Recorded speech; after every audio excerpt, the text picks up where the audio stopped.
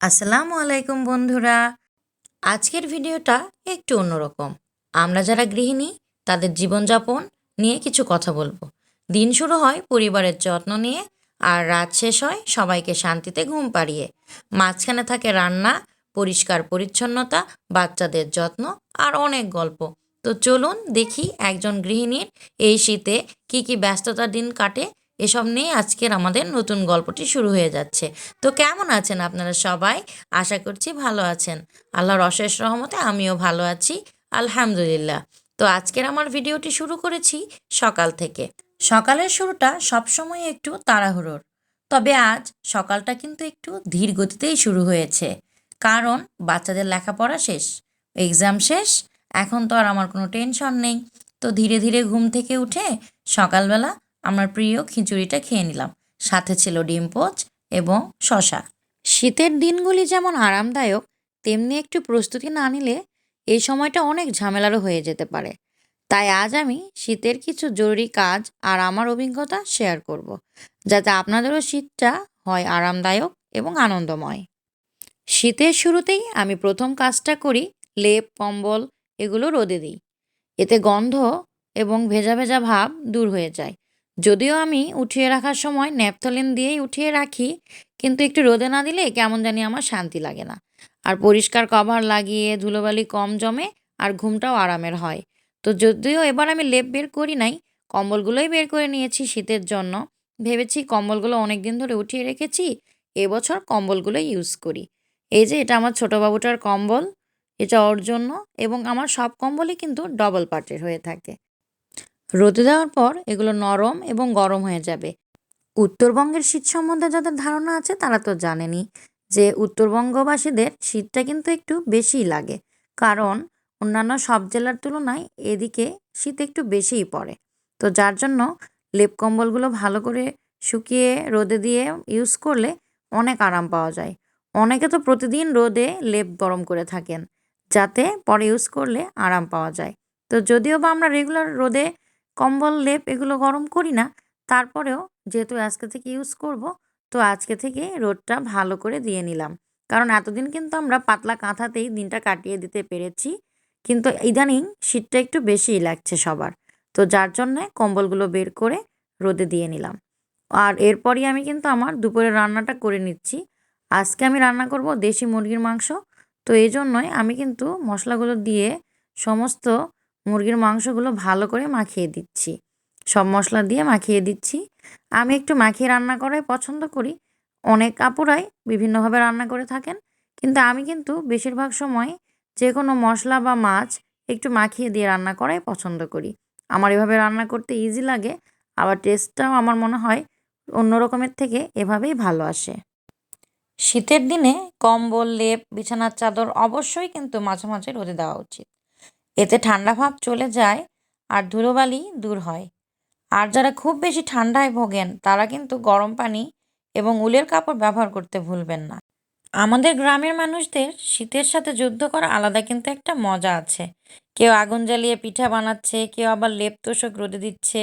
এই দৃশ্যগুলো যেন ছোটবেলার সেই পুরোনো দিনের কথা মনে পড়ে দেয়। তো যখন আমরা আমাদের দেশের বাড়িতে যাই, গ্রামে যাই, আশেপাশে আমাদের যে গ্রাম এলাকার লোকজন আছে, ওনাদের কাছে শীতটা কিন্তু অনেকটা বেশি। আমরা শহুরে লোকজন, শহরে কিন্তু অত বেশি শীত পড়ে না। যতই শীত পড়ুক, গ্রামের মতো অতটা ঠান্ডা লাগে না।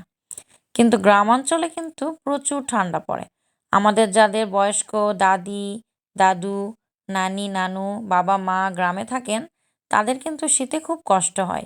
আমরা কিন্তু চাইলেই পারি এই শীতে আমাদের আত্মীয়-স্বজন যারা গ্রামে থাকেন তাদেরকে কিন্তু তাদের প্রয়োজনীয় শীতের পোশাক গিফট করতে পারি। তারা কিন্তু তাতে অনেকটা খুশি হবেন এবং আমাদেরকে দোয়া দেবেন। মুরব্বিদের দোয়া কিন্তু আমাদের জন্য অবশ্যই প্রয়োজনীয়। শীতের রাতে গরম লেপে ঢুকে আরামের ঘুমের কথা ভাবলেই মন ভালো হয়ে যায়। ছোটবেলায় লেপের নিচে ঢুকে কত গল্প শুনেছি, আর গরম গরম ভাপা পিঠা খাওয়ার কথা তো মনে পড়ে যায়। আর আপনাদের শীতের স্মৃতি কেমন ছিল কমেন্টে জানাবেন। আমার ছোটবেলাটা কিন্তু 5 থেকে 6 বছর, মানে আমার জন্মের পরে 5-6 বছর বয়স পর্যন্ত কিন্তু আমি গ্রামেই ছিলাম, আমার দাদি বাড়িতে। এরপরই আমার আব্বু আম্মু আমাকে নিয়ে এই জেলা শহরে এসে থাকা শুরু করেন এবং এখানেই আমার লেখাপড়ার হাতেখড়ি শুরু হয়ে যায়। এরপর থেকেই আর কোনোদিনও গ্রামে গিয়ে বেশি থাকা হয় না। এরপরই আস্তে আস্তে লেখাপড়া, বিয়ে, বাচ্চা সব হয়ে গিয়েছে। এখন যাওয়া হয়, দাওয়াত খেয়ে চলে আসা হয়। রাতে থাকাও হয় না, আর দিনটাও পুরোটা দাদি বাড়িতে কাটাতে পারি না। তো এরই মধ্যেই কিন্তু আমার রান্নাগুলো প্রায় শেষ। আজকে আমি খুব বেশি রান্না করি নাই। একটা মুরগি দিয়ে লাউ দিয়ে এই লাউ মুরগিটা রান্না করে নিয়েছি। আর রান সালাদ কেটে সুন্দরভাবে পরিবেশন করেছি সবার মাঝে। আর বাঁধাকপি ভাজিটাও করে নিয়েছি, বলতে ভুলে গিয়েছিলাম। এর মধ্যেই সবাইকে খাবার খাইয়ে আমি আবার চলে এসেছি আমার রান্নাঘরে। আজকে যেহেতু শীতের আগে কিছু বিশেষ প্রস্তুতি নিচ্ছি, যার জন্যই অনেকটা সময় আমার রান্নাঘরেই কেটে গিয়েছে। এরপরই আমি আমার মশলাগুলো করে নেব। সব মশলা একত্রে আমি কিন্তু ব্লেন্ডারে দিয়ে দিয়েছি। প্রথমেই আমি জিরাগুলো গুঁড়ো করে নিচ্ছি। জিরা গুঁড়ো করার পরই আমি সব মশলাই একে একে বেটে নেব। তো ব্লেন্ডারে আসার পর রান্নাঘরের কাজ কিন্তু অনেকটাই সহজ হয়ে গিয়েছে। মশলা করা থেকে শুরু করে যে কোনো ভারী এবং কঠিন কাজগুলো এক নিমেষেই হয়ে যাচ্ছে আল্লাহর রহমতে। তো এটাই আপনাদের সঙ্গে আজকে শেয়ার করব যে আমি কিভাবে মশলা করি এবং আমি কিভাবে মশলা ফ্রিজে সংরক্ষণ করি। তো বোর হবেন না, একটু ধৈর্য সহকারে আমার সাথেই থাকুন এবং আমার চ্যানেলটিকে পারলে সাবস্ক্রাইব করে লাইক দিয়ে দেবেন এবং আপনাদের মূল্যবান কমেন্টগুলো আমার কমেন্ট বক্সে করবেন। অনুগ্রহ করে স্প্যাম কমেন্ট করবেন না। স্প্যাম কমেন্টের মাধ্যমে কিন্তু চ্যানেলের অনেকটা ক্ষতি হয়ে যায়। উভয়ের চ্যানেলেরই কিন্তু ক্ষতি হয়। আপনারও ক্ষতি হবে, আমারও ক্ষতি হবে। তো নিজেরা নিজেদের ক্ষতি না করে আসুন মিলেমিশে একত্রে পথগুলো সামনের দিকে চলতে থাকি এবং সবাই মিলে লক্ষ্যে পৌঁছে যাই। আমি কিন্তু আদা, জিরে, রসুন একত্রেই পেস্ট করি এবং এভাবেই ফ্রিজে সংরক্ষণ করি যাতে খুব সহজেই ব্যবহার করতে পারি। আমি কিন্তু এখানে এই শণপাপড়ির বক্সগুলো নিয়েছি মশলা রাখার জন্য, যাতে খুব সহজে আমি মশলাগুলো ইউজ করতে পারি। তো আমি এভাবেই মশলাগুলো সংরক্ষণ করি, আজ আপনাদের মাঝে শেয়ার করছি। এইভাবে আমি মশলাগুলো রেখে এভাবে চাকু দিয়ে কেটে দিই। আর এভাবে কেটে রাখলেই সব মশলা কিন্তু ভেঙে ইজিলি আমি ব্যবহার করতে পারি। তো এভাবে আমি রাখি। তো ভাবলাম আজ যেহেতু মশলাগুলো করছি পুরো মাসের জন্য, আর সামনে প্রচণ্ড শীত আসছে, তো এর মধ্যে আর কোনো ঝামেলা করতে চাই না। এজন্য এভাবেই আমি মশলাগুলো রাখি। আর একত্রে পুরো মাসের মশলা সংরক্ষণ করলে কিন্তু পুরোটা মাস শান্তিতে থাকা যায়। আর ছোট ছোট করে রাখলে দরকার হলে আপনি যদি বেশি রান্না করেন, তো সেক্ষেত্রে আপনি ২টা ইউজ করতে পারবেন এরকম। ২টা এরকম গোল গোল অংশ ইউজ করলেই কিন্তু ২টা ৩টা আপনাদের ইচ্ছে মতো ইউজ করতে পারেন। কিন্তু রাখার সময় এভাবে রাখলে অনেকটা কিন্তু ইজি হয়। তো অনেকেরই বিভিন্ন রকম ডিজাইনার মশলার জার বা থাকে না। আমি ইদানিং দেখেছি অনেক আপুরাই ছোট ছোট কিউব বক্সেই সুন্দর করে মশলাগুলো ঢুকিয়ে রাখে, একটা একটা করে বের করে ইউজ করে। তো যেহেতু আমার এখনও ওইটা কেনা হয় নাই বা আমার এখানে আমার চোখে পড়ে নাই, তো আমি কিভাবে রাখবো? আমি কিন্তু এইভাবে রাখি। আমার মতো যাদের ওই বক্সগুলো নেই বা কেনা হয়নি বা সুযোগ হয়ে ওঠেনি, তারা কিন্তু এইভাবে রাখতে পারেন যে কোনো বক্সে। আপনারা যে কোনো প্লাস্টিকের বক্সে হোক বা স্টিলের বাটিতে হোক, এইভাবে যদি মশলা রেখে ইউজ করেন, খুব সহজেই কিন্তু আপনারা ব্যবহার করতে পারেন। আমি যখন ব্যবহার করব, আপনারা কিন্তু দেখতেই পাবেন। তখন কিন্তু আবার আমি আপনাদেরকে দেখিয়ে দেব যে এভাবে মশলা রাখার পর আমি কতটা ইজিলি আমার যে কোনো রান্নায় ব্যবহার করতে পারি। শীত যেহেতু এসে গেছে, একটু পরিকল্পনা করলেই সময়টা অনেক আরামদায়ক আর আনন্দময় হবে। আজকের এই টিপসগুলি যদি আপনার উপকারে আসে, তাহলে অবশ্যই কিন্তু কমেন্টে জানাতে ভুলবেন না। বারবার আমি আপনাদেরকে কমেন্টের কথা কেন বলছি জানেন? আমি কিন্তু কমেন্টটা অনেক মন দিয়ে পড়ি।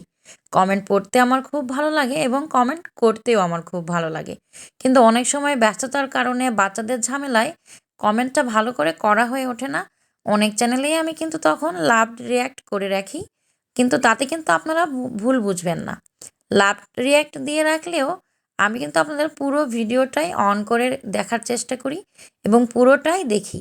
যেগুলো সময় পাই নিজে চোখে বসেই দেখে নিই, কিন্তু যেগুলোতে সময় পাই না ওইগুলো কিন্তু আমি অন করে রাখি। তো বিশ্বাস রাখবেন, আমার ভরসা করবেন আমার কথার উপরেই। শীত মানেই কিন্তু গল্প, আড্ডা আর গরম গরম খাবারের সময়। সারাদিনের সব কাজ শেষে বিকেলে ভেবেছিলাম একটু আরাম করি। এমন সময় বর এসে বললেন, বেগুনি খেতে মন চায়।